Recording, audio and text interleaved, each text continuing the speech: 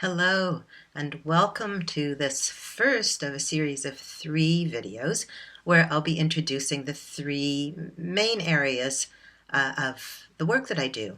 This one today is about biodynamic craniosacral therapy, also known as craniosacral biodynamics.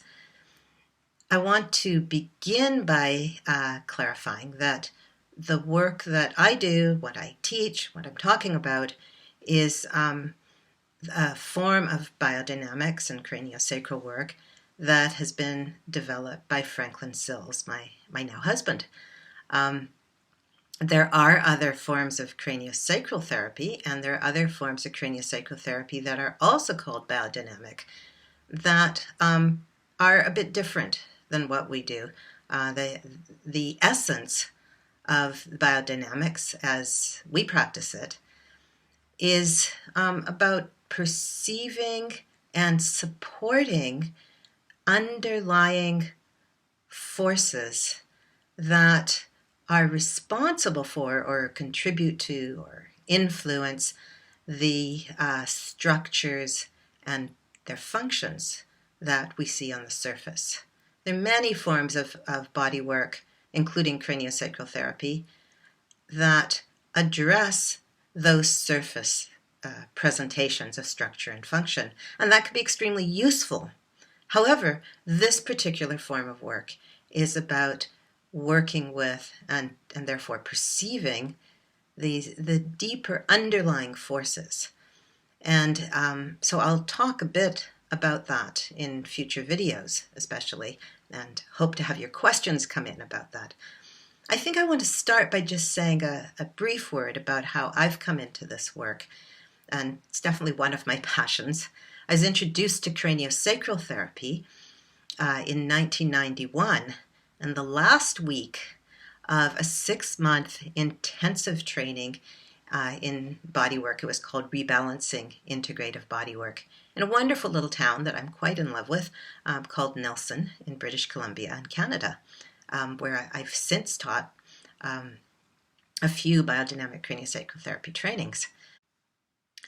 When we first were introduced to craniosacral therapy in that rebalancing class all those years ago, I was so touched. I just felt, this is it. This is what I want to do with my life. And for the next quite a few years, I studied craniosacral therapy. I began by taking courses from the Upledger Institute, and did that until 1993, when I actually moved to Boulder, Colorado to pursue my master's in dance movement therapy. I thought I was taking a little break from studying craniosacral therapy, and I knew that I would go back to it. But while in Boulder, I was introduced to biodynamics. Quite a few of my friends were studying with John and Anna Chitty there, and there came a point when I just couldn't resist any longer. So even though my graduate studies had gotten much longer than I'd expected, and I wasn't done with my PhD yet at that point, I began the training with John and Anna in, I think it was 1999, I believe. And I absolutely loved it. And I felt that in the very first class on biodynamics, they were talking about things that I had been feeling that no one in my previous classes had been able to explain to me. So I knew I was home. And as I studied with John and Anna for several years, assisted them in a few trainings after I graduated, and studied with Anna to become a certified instructor of the work. So I'm now a certified instructor through the Biodynamic Craniosacral Therapy Association North America. Through all that process, I kept feeling like this is the first thing in my life that I feel I will be doing for the rest of my life. I've always gotten tired of things, or I felt like I'd mastered them and that was enough.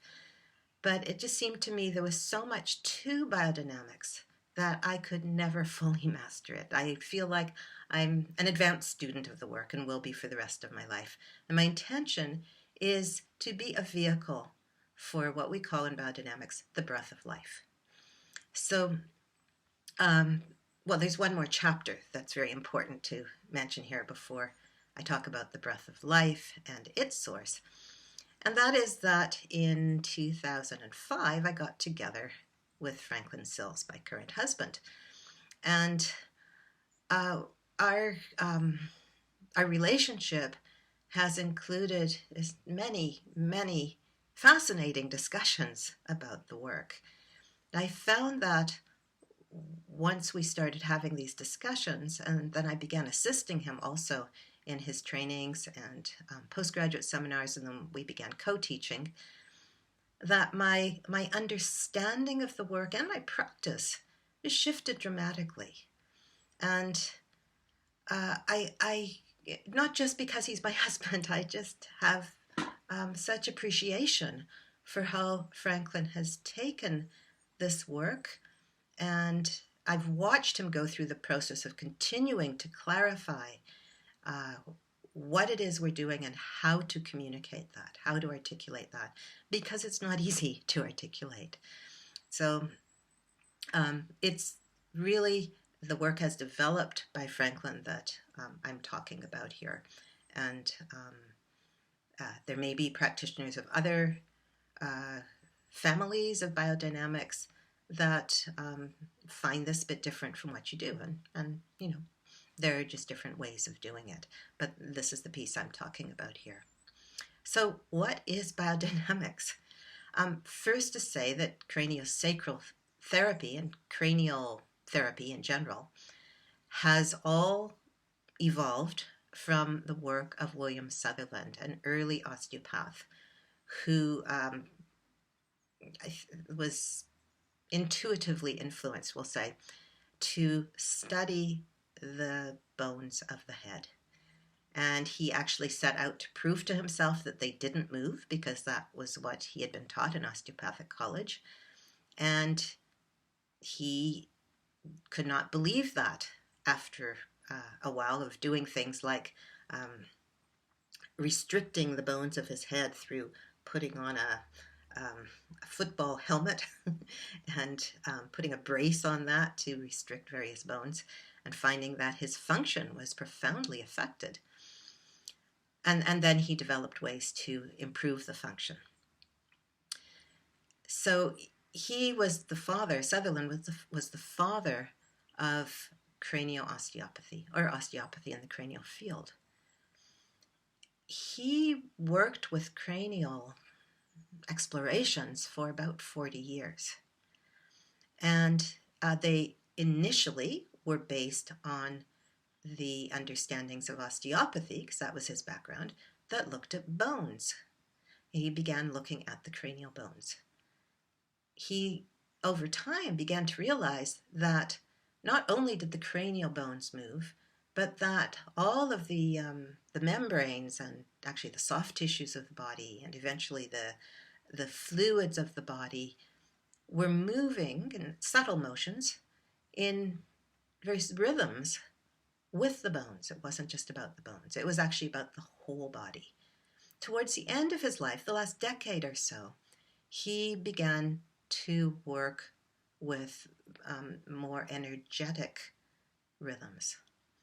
And he had a profound experience at the bed of a dying man, where he sensed this breath of life, which is different from and prior to the breath of air that starts at birth. We start breathing at birth. The breath of life, he recognized, went beyond death and started before birth.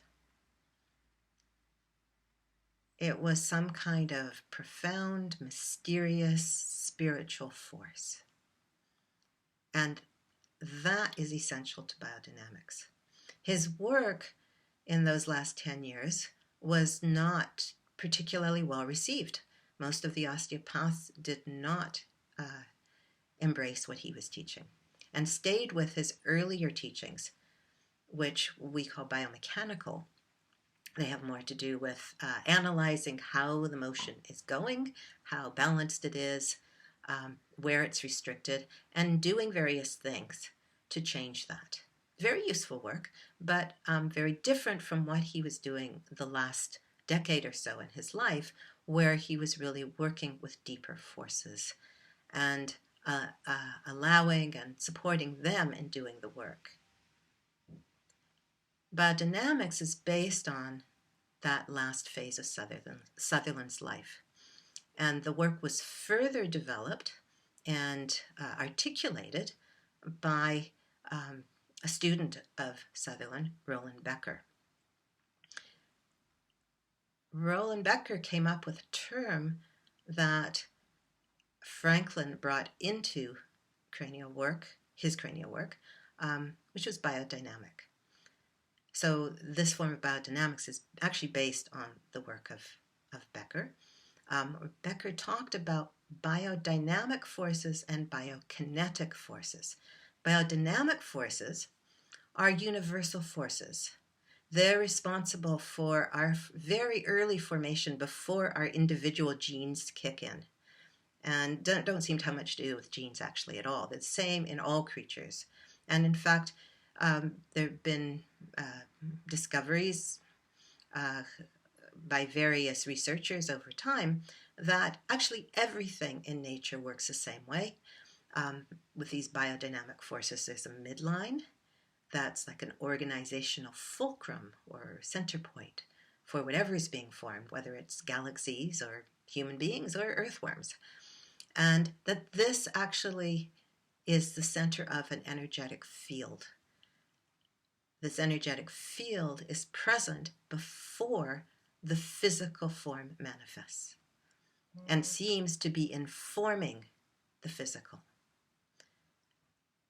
This biodynamic force is, and forces, this is the center of our orientation in biodynamics. So rather than looking for what's wrong and how to fix it, which is something that we do in our culture, in our modern Western culture a lot, we are orienting ourselves to the underlying health that is expressed through the form and through the structure and the function, but is being brought into the physical in a somewhat mysterious way from this larger field and the forces involved with that. We understand that the breath of life, which is like the source, is stepping down in its expression into what we call the tides of primary respiration. So we talk about primary respiration, which is prior to our breath of air that has to do with the lungs. And it's much, much slower. In order to perceive these deeper forces and the motions, the rhythms involved with them, we need to slow ourselves down. And so biodynamics really involves being able to slow down. My teacher, Anna Chitty, used to talk about meditating in relationship rather than just sitting on a cushion meditating, which is very useful. We're doing it in relationship with our client. So very essential in biodynamics to be able to settle ourselves. Biodynamics has a lot to do with settling, slowing down, deepening under the various patterns and habits, nervous system activation, what's left over from trauma and other conditioning in our lives. So when Becker talked about biodynamic forces, he also talked about biokinetic forces, which are the conditional forces in our lives. They have to do with the various individual conditions that we meet. So if I fell off my bicycle and hurt my back, and I have something in my back that continues to hurt, there was a conditional force, a biokinetic force related to that accident that has led to the pain in my back. The biodynamic universal forces are still there, having their influence on the tissues, on the form and the function. But this biokinetic force is now there as well. And in biodynamics, we're listening for, we're perceiving, we're orienting to these underlying forces and supporting them in coming into balance, supporting the client system in reorienting to the original matrix, the original intentions of the breath of life and these underlying universal forces. So that instead of the tissues and the psyche, by the way, having to keep orienting to the accident that happened years ago, it can let that go and come back to its original intention. Profoundly healing work, quite wonderful work too. One of the wonderful things about it is that it doesn't involve a lot of doing by the practitioner. It involves a lot of being, settling ourselves as practitioners so we can perceive and so that we can, through resonance, support the client system in deepening. We're made up mostly of fluid, and we know that water is a highly resonant element.